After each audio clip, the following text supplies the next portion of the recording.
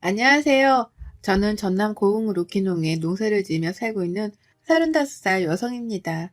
3년 전 있었던 집안의 큰 문제로 인해 시댁과 인연을 끊고 남편과 아이와 함께 시골로 내려왔어요. 그로 인해 저희 두 사람의 인생을 다시 한번 뒤돌아보게 되었고, 그 누구의 방해도 받지 않는 평화로운 인생을 살아야겠다고 마음 먹게 되었습니다. 남편은 저와 함께 농사를 지으며 금, 토, 일, 이렇게 3일은 할머니, 할아버지들께 한글을 가르쳐 드리고 있어요. 원래 저희는 서울에 있는 학원에서 농술 강사로 근무를 했었거든요. 그래서 그 경력을 살려 지역사회에 작은 보탬이 되고 있답니다. 사실 저희가 처음에 시골로 오게 된 이유는 도피의 목적이 컸어요. 늘 남편에게 희생을 강요하던 시댁 때문이었죠. 결혼한 뒤에는 저에게까지 큰 부담을 주었고, 3년 전 그날 그동안 쌓여있던 울분을 토해낸 남편이 시댁과의 절연을 선언했습니다. 말도 안 되는 상황이었기에 저도 남편과 합세해 시부모님 그리고 시누이와 대판 싸웠죠. 그래서 그 길로 서울 생활을 청산하고 고흥으로 내려와 귀농을 한 거였죠. 젊은 인구가 매우 드물다 못해 희귀했던 이 동네에서는 저희를 거의 영웅 대접을 해주시더라고요. 20가구 정도 사는 작은 마을이었는데 동네 사람들과도 친목을 쌓을 겸 농사일도 배울 겸 많이 도와드렸거든요. 노인들만 살던 조용한 동네에 아이 웃음소리가 들으니 너도 나도 할 것 없이 저희를 도와주셨어요.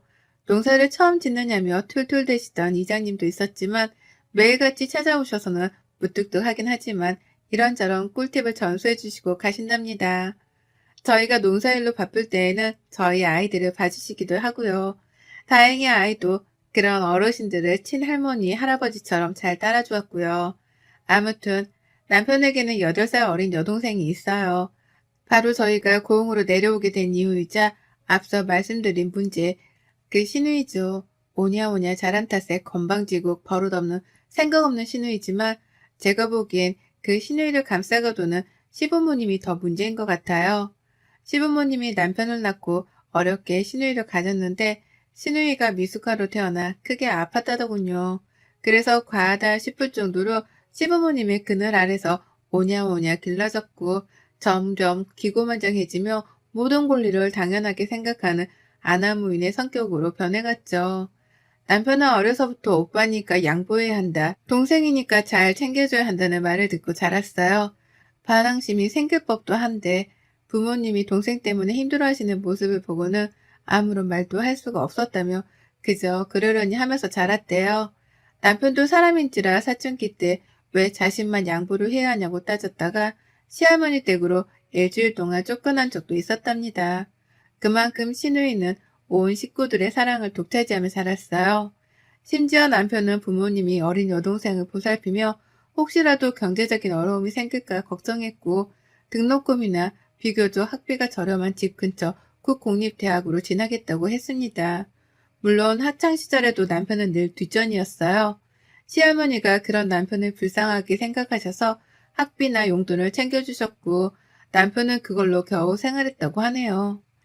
부모의 관심과 사랑이 필요했던 나이였음에도 불구하고 오로지 책임감만을 강요하던 시부모님에게 얼마나 많은 실망을 했을까 생각도 들더라고요. 저희가 결혼을 준비하면서도 시어머니는 시누이 몫에 애단을 따로 준비해야 한다고 하셨어요.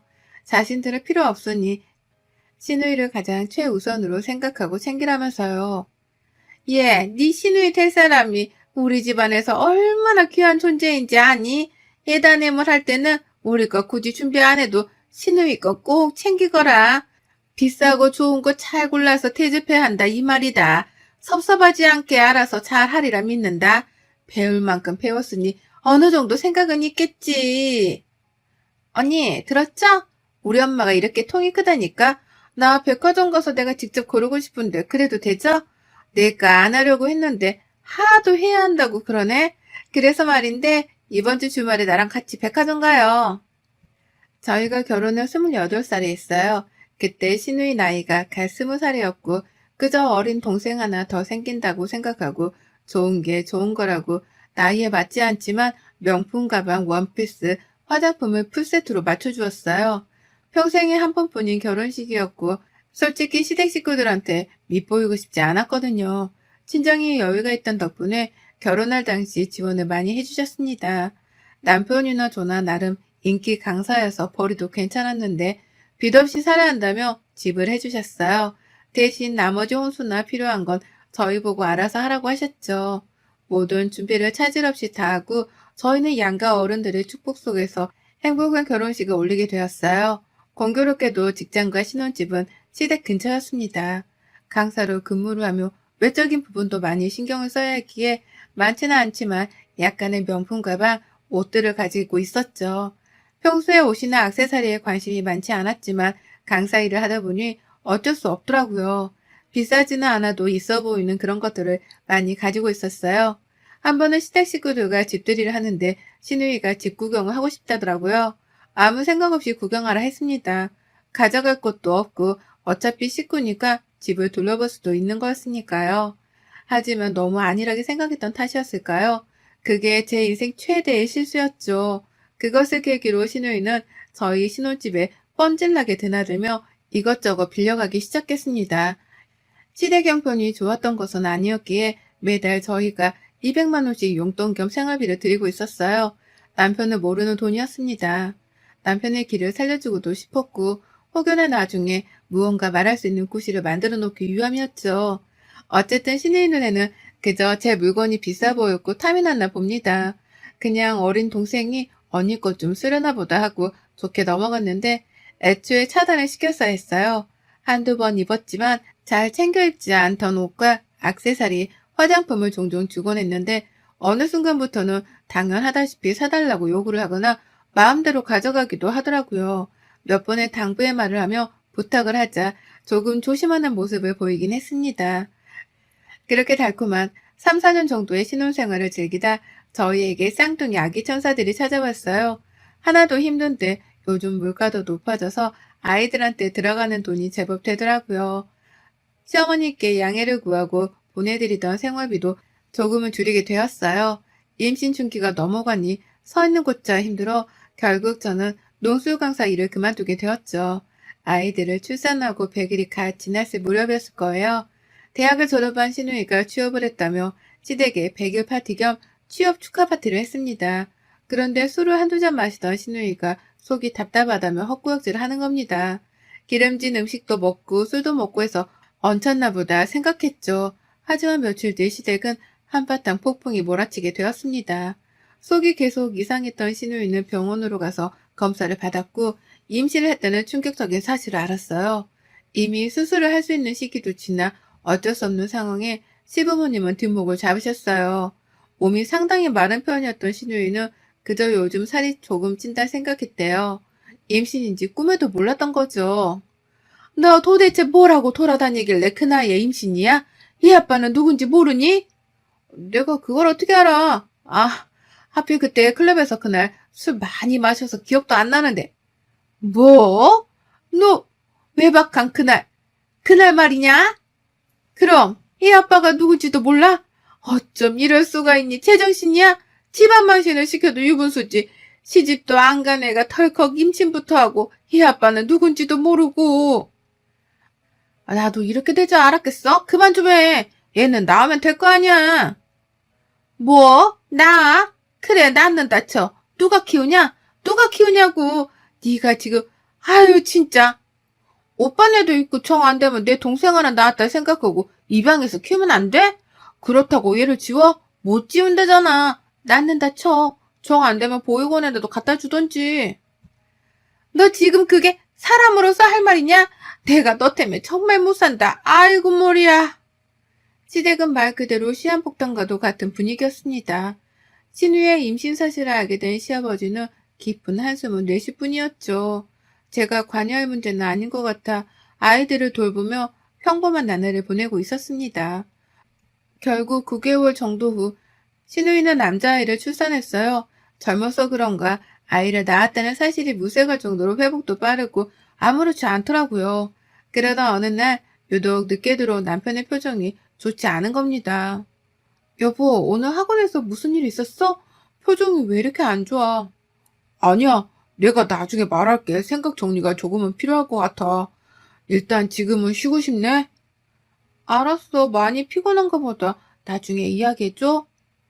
무슨 일이냐 묻는데도 피곤하다며 대답을 회피하는 남편이 조금 이상했어요. 평소에 퇴근하고 오면 아이들을 돌보느라 고생 많았다며 저녁을 먹었냐고 늘 물어봐 주었거든요. 그날은 유독 기분이 많이 다운되어 있었어요. 며칠 뒤 시어머니를 통해 남편이 왜 그랬는지 이유를 알았습니다. 괜히 저에게 할 말이 있다며 시댁으로 오라는 시부모님의 연락을 받고 친정 엄마에게 아이들을 맡겼습니다. 시댁에 갔더니 시부모님은 저를 유독 반겨주셨어요. 어머니 하실 말씀이 있으시다면서요. 저 친정엄마한테 아이들 맡겨두고 와서요. 하실 말씀이 무엇이죠? 얘는 성질이 급하기도 하지. 다름이 아니라 친상이한테 들었는지 모르겠는데 수아가 낳은 준호 말이다. 니네가 맡아서 키워줬으면 하는데. 네? 그게 무슨 말씀이세요? 맡아서 키우라니요. 준호를요?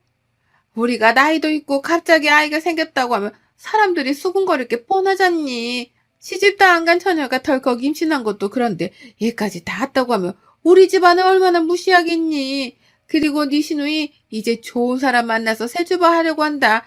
금요금에 종사하는 돈 많은 집이라고 하더구나. 너희가 셋째를 조금 일찍 봤다 생각하고 대신 키우렴. 너무 아무렇지 않게 말씀하시는 시어머니를 보자니 어이가 없더라고요. 시누이는 아이를 낳고 그새 새로운 남자를 만나 결혼을 약속했다 하더라고요. 어머님, 지금 하신 말씀 진심이세요? 지금 저희더러 아가씨 아이를 입적해서 키우라는 말씀이세요? 왜 저희가 그래야 해요? 전 그러면 어머니가 키우시면 되지. 어떻게 아가씨 아이를 저희가 키워요? 그리고 어떻게 그렇게 당연하게 저희한테 요구를 하시는 건데요? 준성 씨도 알아요? 내가 예전에 준성이한테 미리 말하긴 했다만 답이 없더구나. 그래서 이렇게 너를 부른 거야.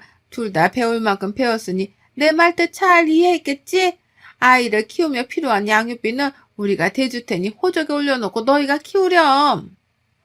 아니 지금 이게 말이 된다고 생각하세요? 아가씨도 입이 있으면 말해봐요. 실수해서 덜컥 임신해서 낳은 아이 부잣집에 시집가야 되는데 걸림돌 되니까 저랑 준성 씨한테 떠미는 거예요? 진짜 말이야 방구야 이게? 아니 너무 고리타분하게 생각하는 거 아니에요? 그래도 아이 키워봤으니까 저보다 더 경험 있으시고 그래서 부탁하는 거잖아요. 제가 나중에 기회 봐서 준호 데려갈게요. 진짜 말이 안 통하네요. 지금 데려다 키운다 쳐요. 나중에 언제? 이혼 불사하고 사실 나 아이 있다. 뭐 이렇게 떠벌릴 거예요? 퍽이나 그 결혼생활 유지 잘 되겠네요. 이대로는 가만히 못 있어요. 왜 떳떳하지도 않은 과거를 저희한테까지 피해 끼치면서 숨기려고 하는데요? 당당하게 만나고 이해해줄 사람 만나면 되는 거지.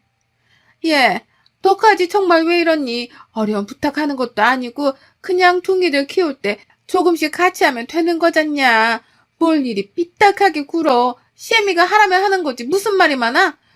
우리 아들은 착해 빠져서 내가 말하면 알겠다고 다 대답하는데 너는 버르장머리가 없구나. 어머니, 버르장머리가 아니라요. 이건 경우가 아닌 거죠. 지나가는 사람들 붙잡고 물어보세요. 시누이가 원나잇으로 낳은 아이 시집가야 하니 대신 키워야 한다. 동의하냐? 물어보면 하나같이 미쳤냐? 그럴걸요? 저는 제 상식 밖의 행동이라고 생각됩니다. 못 들은 걸로 할게요. 정말 기가 차더라고요. 어떻게 눈빛 하나 안 변하고 저딴 부탁을 할 수 있는지 의문이었어요. 시어머니가 입적해서 자기 아들로 키우면 될 것이지 굳이 왜 저희가 키워야 하는지 이해가 가질 않았죠. 그 길로 집으로 돌아와 남편과 친정 부모님에게 이 사실을 알렸습니다. 남편은 친정 부모님 앞이라 어쩔 줄 몰라 했고 부모님은 이럴 거면 이혼하라고 노발대발 하셨죠. 남편은 분을 이기지 못하고 시댁으로 갔습니다. 무슨 일이 일어날 것만 같아 저도 곧바로 남편의 뒤를 따라 시댁으로 갔어요.